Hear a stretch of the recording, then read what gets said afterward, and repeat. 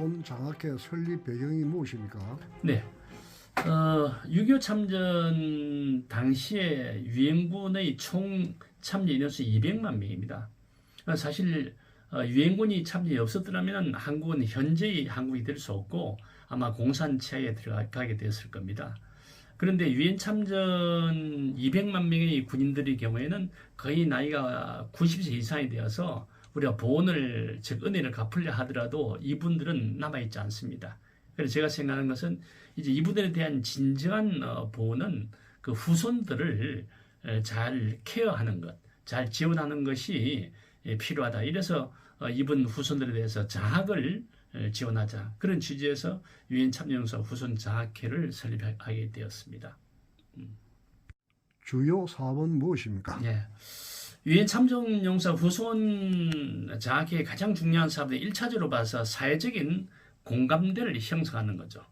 그래서 저희들이 이제 부산 서민에서 매월 2회 토요일 오후 3시부터 7시까지 색소폰 버스킹을 하고 있습니다. 그래서 단순히 색소폰 버스킹만이 아니고 즉 저명 음악인과 같이 하는 거리 음악회를 개최하고 있습니다. 이것이 홍보의 의미고 그 다음에 실질적인 사업은 전 세계에 걸쳐 있는 특히 후진국에 있는 후진국이라면 유엔 참여 국가가 실질적으로 군을 파견한 국가가 16개국입니다.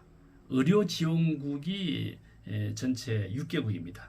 그다음 물자 지원국이 39개국이죠. 총 전 세계적으로 봐서 61개국이 참전을 했죠. 그 중에 이제 저희들이 6.25 참전 후손 장학회 지원 대상은 1차적으로 봐서 후진국 나라, 예를 들어서 필리핀이라든지 콜롬비아라든지 아니면은 이디오피아, 그 다음에 터키, 태국 이런 나라의 학생들을 데려와서 우수 학생에 대해서 이제 한국에 그 우수 인력으로 정착시키는 프로그램을 할 예정이고, 그 다음에 이제 단기적으로 보면은 한국보다 못사는 나라의 경우에는 한국에 근로자로서 오고 싶어하는 학생들이 또 근로자가 너무나 많습니다. 이분들에 대해서 이제 한국어와 그 다음에 모국어를 동시에 가르쳐서 필요한 곳에 그 전문 인력 또는 예를 들어서 앞으로는 우리나라 농촌 인력이 전혀 없습니다. 그러면 농촌 인력으로서 후진국 인력을 데려와서 농촌에 이스라엘 같은 경우는 그걸 키부츠라 그러던데 K 키부츠에서 농촌의 전문 인력으로 우리들이 이민을 받는다든지 이렇게 하는 것이 두 번째 주요 사업이고, 정책적으로 봐서는 저희들이 이제 사실상은 현재 6.25 참여용사 후손에 대해서는 정부에서는 역시 중요성을 인식하고 준연구 비자를 주고 있습니다.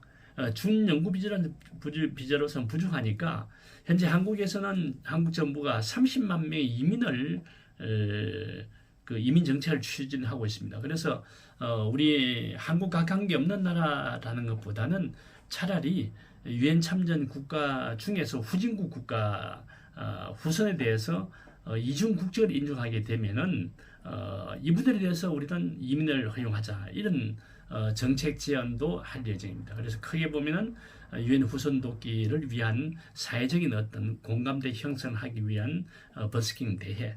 두 번째는 유엔군 그 참여국가 후진국의 참여국가 학생들에 대해서 장학 지원을 해서 전문 인력을 우리가 양성해서 한국 사회에서 부족한 인력을 보충하자라는 면이 하나 있고, 세 번째로 본다면은 우리가 이제 전문 인력 이외에 예를 들어서 외국인 근로자라든지 아니면은 농촌 인력을 참여용사 후손들로서 보충하게 되면은 한국의 부족한 저출산 문제, 그 다음에 고령화 문제를 해결할 수 있는 중요한 대안이 유엔 참여용사 후손이 되지 않겠냐 이렇게 생각합니다. 그래서 이 전체 전제가 이제 정부에다가 유엔 참전용사 후손에 대해서는 이중국적을 인정하면은 여러 가지 문제가 풀리지 않을까라고 생각을 하고 있습니다.